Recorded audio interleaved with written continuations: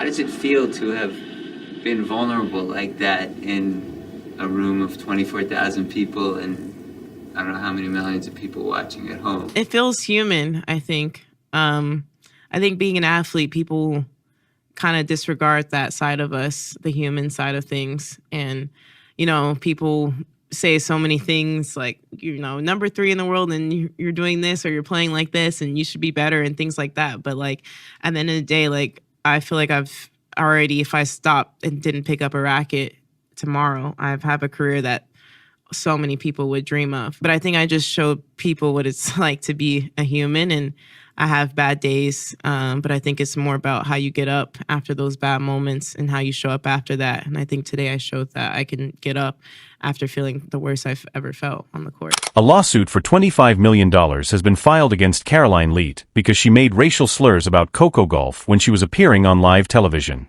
The remark was captured on camera, quickly propagated via the internet, and subsequently became the subject of a significant debate. Coco did not avoid making noise. She did not appear to accept an apology. After filing a lawsuit, she proceeded to take this matter all the way to court. Have you ever been watching someone on live television and heard something that was so insulting that you knew their life was about to change in a way that lasted forever? Your ideas are welcome in the comments section. At that moment, Karoline Leavitt was participating in a late-night political broadcast. It was one of those events in which everyone was shouting over each other and attempting to gain points with inappropriate comments. The issue was sports activism and the cultural influence of young black athletes. Karoline's decision to make a comment that she probably wishes she could take back now was prompted by the fact that Coco Gauff's name was mentioned at some point in the conversation. It was captured on live television that the statement was made. Not edited, not taken out of context, not ambiguous. It was blatant, it was racial, and it was heard by millions of people watching in real time. The studio froze. Other panelists seemed uneasy.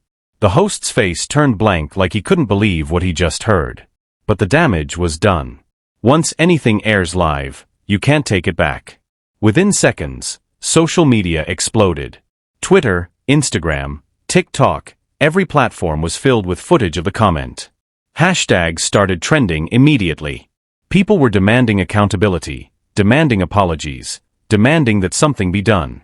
The clip was being shared millions of times with everyone from regular fans to famous celebrities weighing in. Coco Gauff was at home in Florida when this happened. She wasn't even watching the telecast. Her phone started lighting up with notifications. Friends texting, family calling, her team trying to figure out what to do. She ultimately saw the clip and apparently she watched it numerous times trying to absorb what she was hearing. This wasn't just nasty or offensive. This was a clear attack on her identity and humanity. Her parents sat with her as she made a decision. She wasn't going to let this slip. She wasn't going to accept some half-hearted apology or move on like nothing happened. She was going to file a lawsuit. A $25 million lawsuit for defamation, emotional suffering, and civil rights violations. And she was going to make this as public as possible. The next day, Coco held a press conference. The room was packed with reporters, cameras everywhere, microphones lined up, ready for her statement. She stepped in wearing a simple blue blazer, looking calm but determined. And then she lay it all out.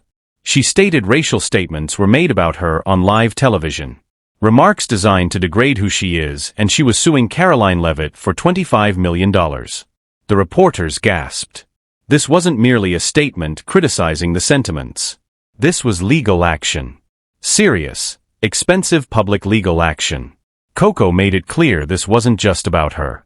It was about sending a message that racism, whether on camera or off, has consequences. She didn't raise her voice, didn't get emotional, just delivered the facts calmly and plainly.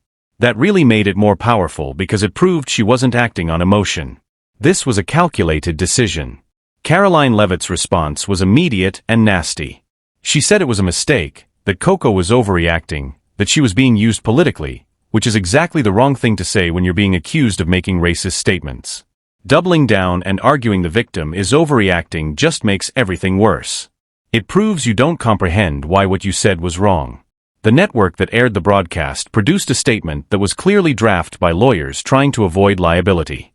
It was one of those carefully crafted non-apologies that expresses concern without actually admitting wrongdoing. They were more worried about advertisers dropping out and potential legal ramifications than they were about the real harm caused by allowing racist remarks on their site. The media world split on this. Some outlets defended Karoline, stating that was free speech or that people are overly sensitive now. But the sports world rallied almost entirely behind Coco. Tennis legends, current players, athletes from other sports, celebrities. Everyone was posting messages of support. Coco's name became a rallying cry for accountability and penalties for racism in media. But while all was playing out publicly, Coco was struggling with a lot privately. Fighting a public struggle is hard enough. Fighting it while also dealing with the emotional toll of being publicly attacked for your race is something else entirely. There were reports that Coco had moments of doubt. Moments where she wondered if launching the case was the right option, if she was ready for this fight. Her friends and family supported her through it. One conversation supposedly featured her friend telling her that she didn't choose this moment. The occasion selected her, and she was handling it with more courage than anyone else could. That's probably what kept her going. Knowing that this was bigger than just her, that other people were watching and would be impressed by how she handled it.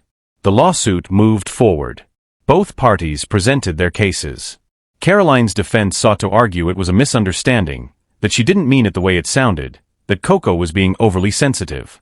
But when you have video evidence of what was said and when millions of people heard it the same way, that defense doesn't hold up well.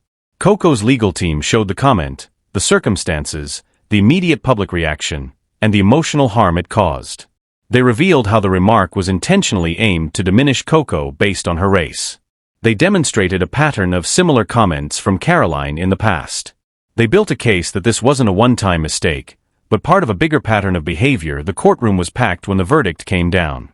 After hours of deliberation, the judge found Karoline Leavitt guilty for slander and civil rights breaches. The network was also found guilty for allowing discriminatory remarks on their site. Damages were awarded, however the exact amount wasn't immediately released. The network was ordered to implement mandatory reforms and broadcast a formal apology during prime time. Coco won completely and decisively, and Karoline Leavitt was left dealing with the consequences of thinking she could make racial remarks about one of the most popular athletes in the world without any repercussions. The initial regret must have been crushing, watching this spiral from a comment uttered in seconds to a months-long legal battle that concluded in a hefty verdict against her. What's amazing is how this case became wider than just Coco and Karoline. It became a test case for whether prominent figures can suffer real consequences for racist remarks made in media contexts.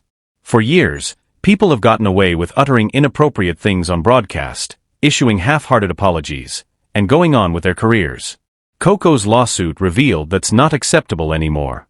The sports world particularly took notice since athletes, especially black athletes, have been dealing with racist criticism for decades. It's been normalized in many respects, considered as just part of being in the public eye. But Coco's determination to fight back legally set a new precedent. She showed that athletes don't have to passively tolerate this kind of treatment. They can demand accountability and win. After the verdict, Coco gave an interview where she stated her opinion. She said this wasn't about winning or getting money. It was about being visible and making sure others are noticed too. She wanted others to know that your voice matters even when it shakes, even when the world tries to silence you. That message resonated with millions of people living with discrimination in their own lives. The impact on Karoline's career was immediate and severe. The network dropped her. Other media outlets declined to book her. Her reputation was shattered. She moved from being a political analyst with a growing platform to being unemployable in the industry. All because of one racist comment that she thought she could get away with. The network also faced implications beyond the case. Sponsors pulled advertising. Viewership dropped. They had to create new training programs and oversight procedures to prevent such accidents. The whole organization was forced to reckon with how they allowed this to happen in the first place. What Coco did took amazing courage. She was already coping with the strain of being one of the top tennis players in the world, representing sponsors, managing expectations, dealing with injuries and training. Adding a high-profile lawsuit to all of that would shatter most people. But she handled it with grace and determination, never backing down, never letting the pressure make her quit. The lawsuit also exposed how racism in sports criticism routinely gets disregarded. Analysts and commentators say things about black athletes that they would never say about white athletes, and it's been institutionalized for so long that people don't even notice anymore. Coco's case forced everyone to pay notice and acknowledge that this is a real problem that needs to be addressed. There's also something to be said about Coco using her platform this way. She could have just made a statement condemning the remarks and moved on. Most athletes would have done that. But she opted to fight to make it a legal matter to force accountability through the judicial system that sends a lot greater message than a social media post ever could. The $25 million sum in the complaint was significant too. It wasn't some token amount. It was enough to hurt, enough to make people take it seriously, enough to show that racist words have real financial effects. Whether she was awarded the entire sum or not, the message was clear. This kind of behavior is pricey. Karoline's case, trying to pretend it was a misunderstanding, was particularly weak. When you make a comment that millions of people immediately perceive as racist, you can't pretend nobody understood what you meant. The collective reaction proves that everyone knew exactly what was being stated and why it was wrong. The network's responsibility in this is also important. They offered the platform. They broadcast the comment, and they initially tried to minimize the situation. The court, finding them liable alongside Karoline, established that media corporations had a responsibility to prevent racist content from being aired. They can't just let pundits say whatever they want and then claim it's not their problem. Coco returning to tennis after all this with renewed energy and focus is also significant. She could have been distracted, disgruntled, or burned out by the court battle. Instead, she utilized it as motivation. Every match she played after the verdict felt like another declaration that she wouldn't be silenced or diminished by racist attacks. The legacy of this case will undoubtedly last for years. It established precedent for holding media figures liable for racist remarks. It highlighted that athletes had legal options beyond just public declarations. It illustrated that taking a stand, even when it's difficult and exhausting, can lead to actual change and consequences for those who think they're untouchable. So Karoline Leavitt made racial remarks about Coco Gauff on live TV, and Coco responded by filing a $25 million lawsuit that she won. The sudden regret must have been horrible, witnessing a career implode over one comment. If you want to see more stories about people facing real repercussions for their choices, hit that like button and subscribe.